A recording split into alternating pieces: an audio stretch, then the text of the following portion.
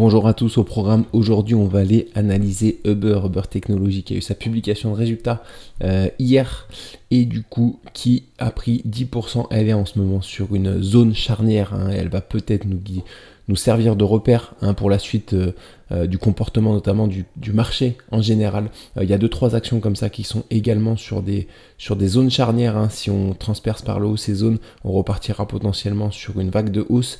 Et si on est rejeté tout de suite, on repartira sur une correction. Donc voilà, il faut se fier également aux actions qui sont intéressantes, aux grosses actions américaines qui peuvent nous donner des indices sur la future direction du coup des indices, des plus gros indices du SP500, du Nasdaq et du CAC 40 du coup pour les actions françaises. Alors on commence tout de suite du coup avec Uber que je vais mettre en grand écran et en hebdomadaire.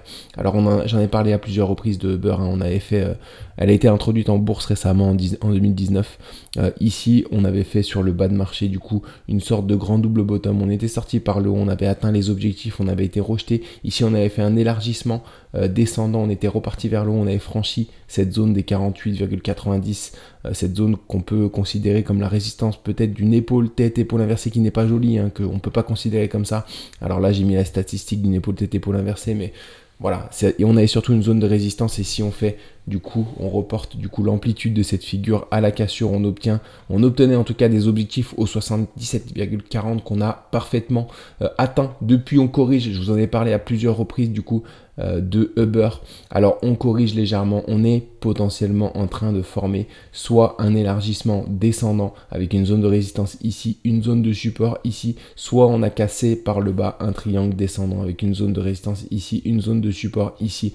Les objectifs de ce triangle sont environ dans ces eaux là, on va les voir en journalier en tout cas, mais comme vous pouvez le voir, hier on a fait un violent rebond, on a regagné du coup la figure, en tout cas on a regagné cette résistance, c'était cette résistance des 62,90, l'ancien support de cette figure qui était déterminant, donc on les a regagnés hier. On va voir si ces prochains jours on confirme vers le haut ou alors si on est repoussé ici. Alors je vais l'analyser en journalier parce qu'on a 2-3 détails qui sont encore plus intéressants en journalier. Alors comme vous pouvez le voir, on a rebondi déjà sur une zone de support ascendante ici parfaitement sur Uber. Alors celle-là elle n'existait pas, ce support n'existait pas, je l'ai rajouté maintenant vu qu'on a fait un beau rebond dessus.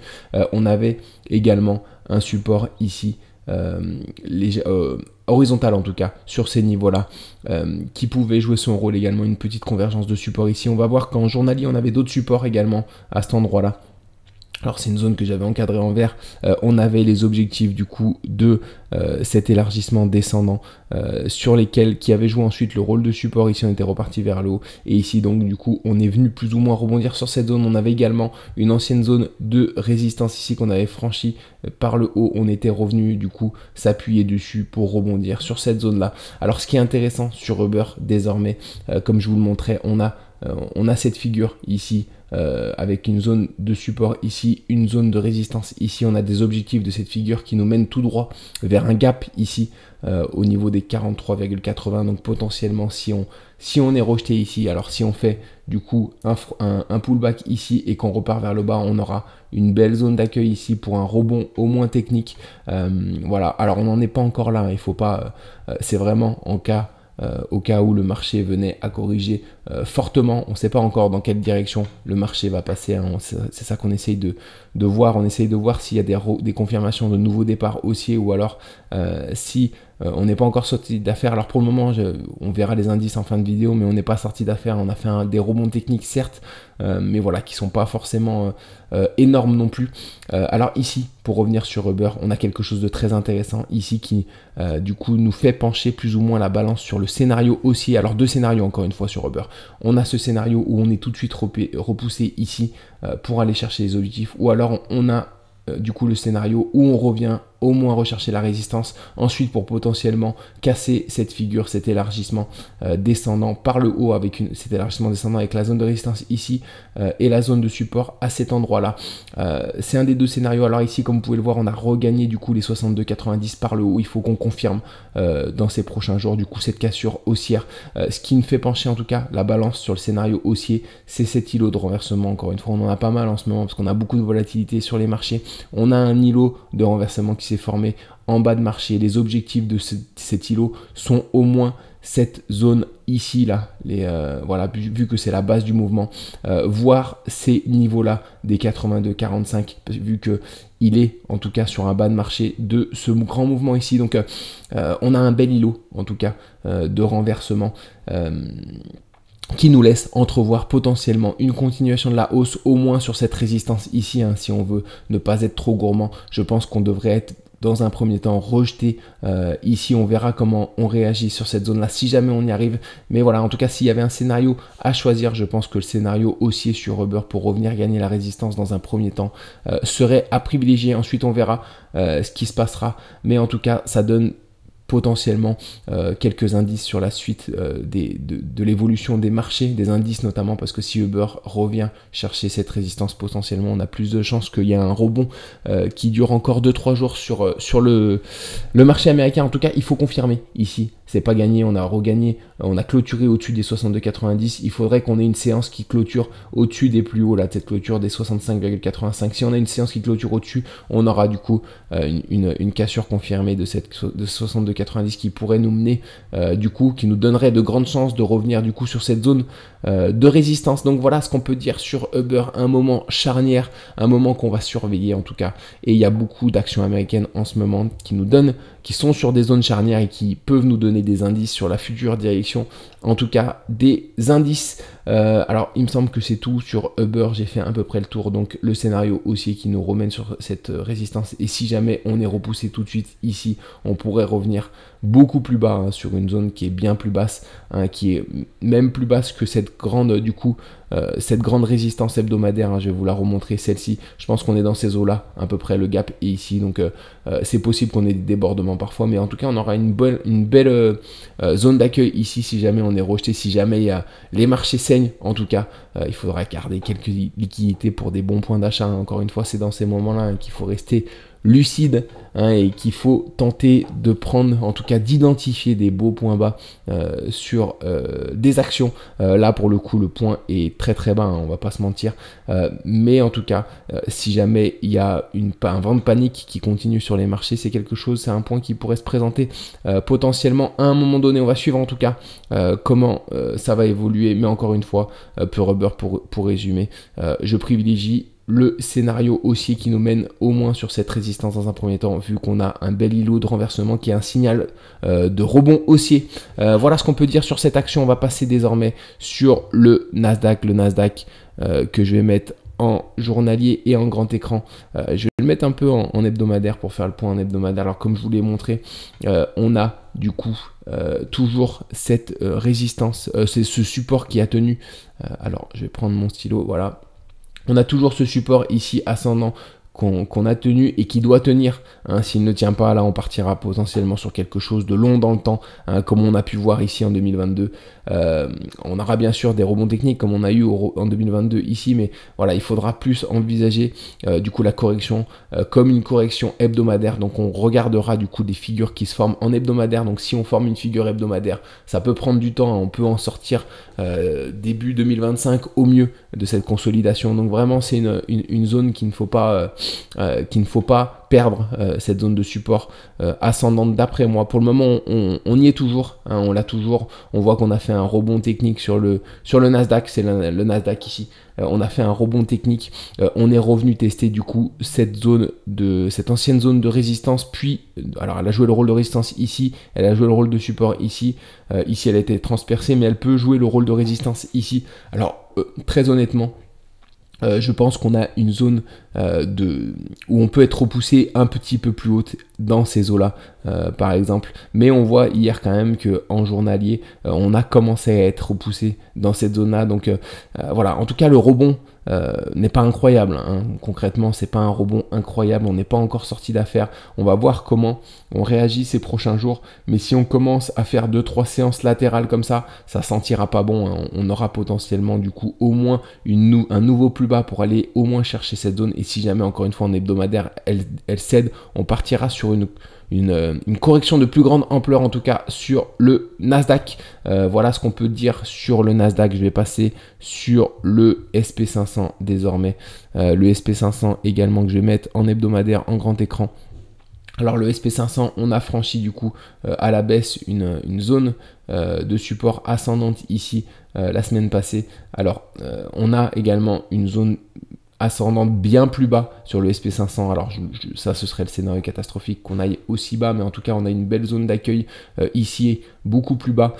Si je passe en journalier, on a cassé, du coup on a fait un rebond technique également sur le Nasdaq, sur le SP500. On est de nouveau sur une zone de résistance également, comme pour le Nasdaq, une zone qui a joué le rôle de résistance ici, puis le rôle de support à cet endroit-là. On revient dessus, on a été rejeté en journalier hier sur cette zone-là.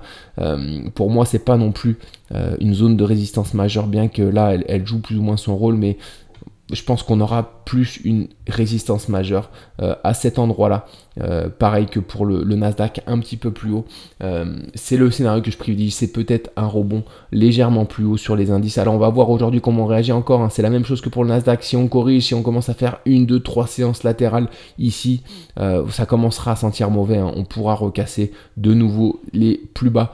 Du coup, sachant qu'on a bien rebondi en tout cas sur le SP500, sur l'objectif de cette figure ici. Alors c'est une figure qui n'est pas propre, hein. C'est une sorte de triangle descendant avec une zone de résistance ici et une zone de support à cet endroit-là.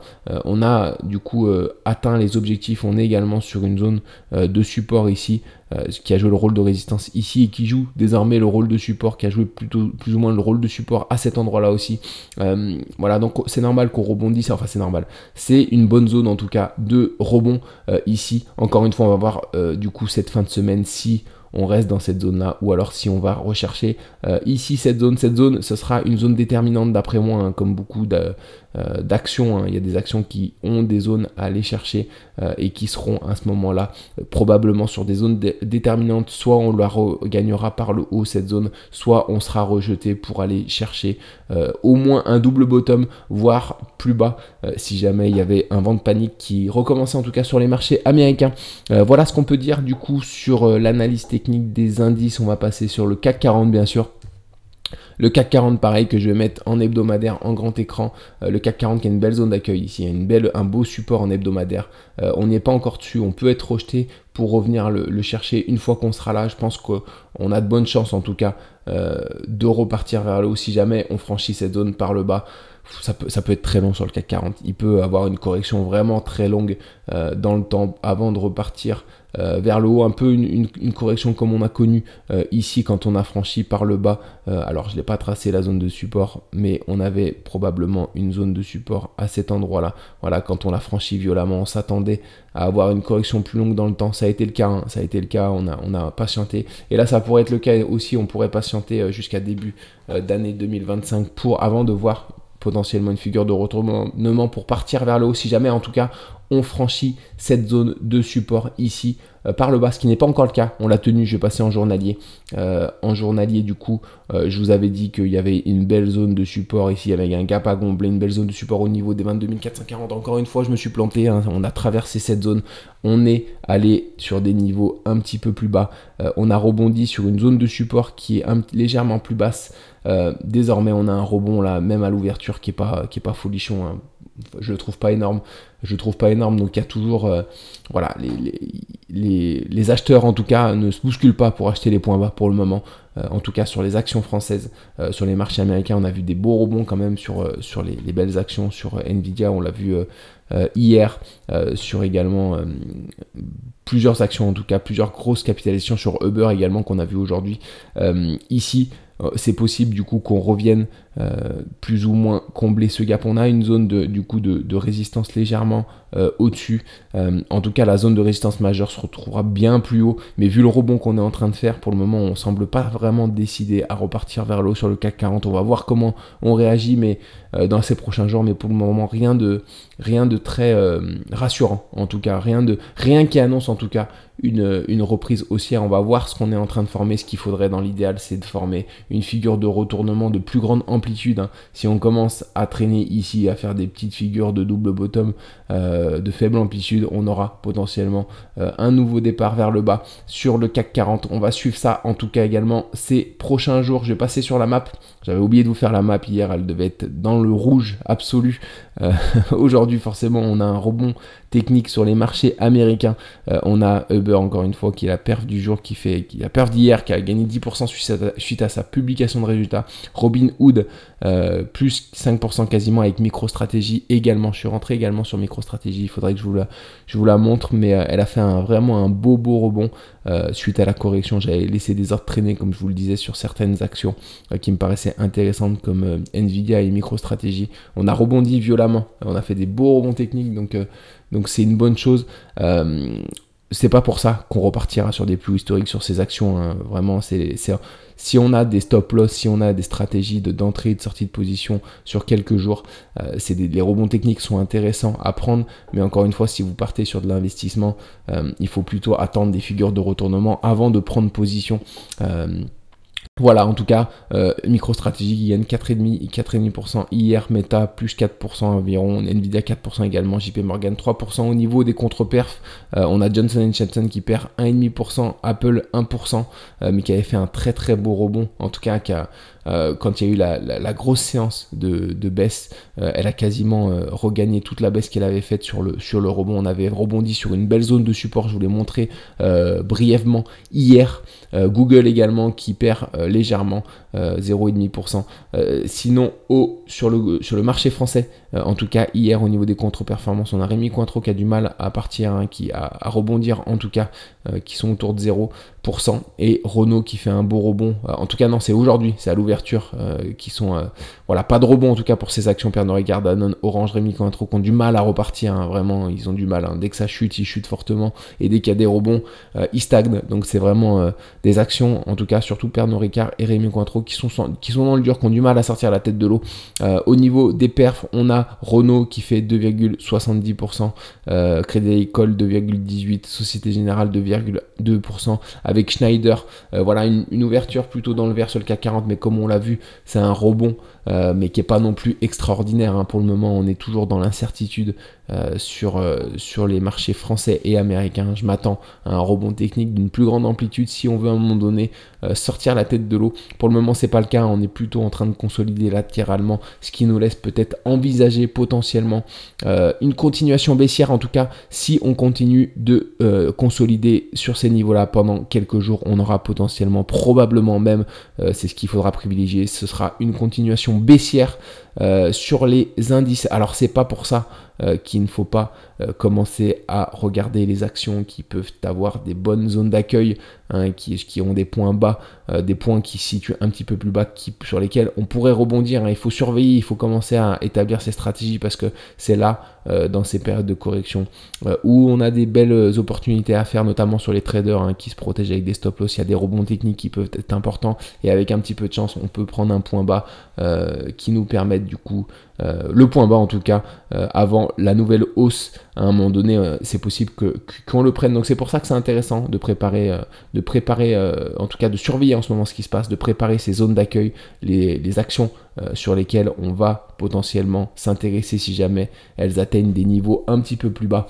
Il y aura des belles opportunités, donc il faut suivre ça attentivement. Il y a même déjà encore après là on a fait un beau rebond technique quand même sur les actions qui sont intéressantes, donc les opportunités suite à la chute récente se sont légèrement amoindries, mais en tout cas si on fait une nouvelle baisse, il faut déjà préparer les points bas qui peuvent être intéressants, comme on a vu sur Uber, hein, mais Uber a un point vraiment très bas, hein. Le point le plus intéressant, je le trouve vraiment très bas, donc pas sûr qu'on les atteigne, mais en tout cas pour voilà, ceux qui ont un petit peu de temps, ils peuvent analyser en tout cas les actions qui peuvent aller un petit peu plus bas, et ceux qui veulent attendre des confirmations de rebond ou attendre vraiment qu'on ait une figure de retournement pour potentiellement repartir vers le haut, on va surveiller ça ensemble, hein. Pour ceux qui sont plus en mode investisseur et qui veulent rester sur des positions un peu plus long terme, c'est ce qu'on va rechercher ensemble du coup ces prochains jours, ces prochaines semaines. On va tenter de regarder à quel moment on peut potentiellement repartir sur un mouvement haussier sur les indices. C'est tout pour moi, je vous souhaite une bonne journée et on se retrouve du coup demain matin pour le bilan de la journée du jour. Excellente journée à vous tous, à très vite.